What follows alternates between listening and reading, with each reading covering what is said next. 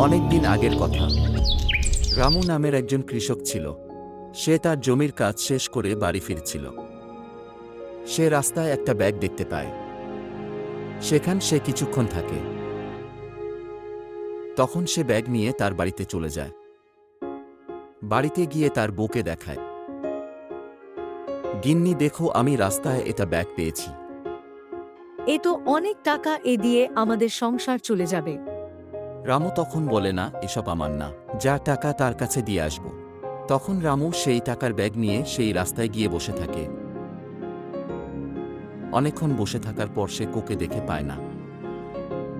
তখন রামু সেই ব্যাগটি নিয়ে পুলিশ স্টেশনে যায়। পুলিশটি সেই ব্যাগটিকে ভালো করে চেক করে। তখন সেই লোকটির একটা আইডি কার্ড পায়। সেখানে থাকা নাম্বারে কল করে। কিছুক্ষণ পর সেই লোকটি আসে। তখন লোকটি তার ব্যাগটি পেয়ে অনেক খুশি হয়। তখন লোকটি খুশি হয়ে তাকে কিছু টাকা দেয়। তারপর লোকটির সাথে রামু ও বাড়ি ফিরে যায়।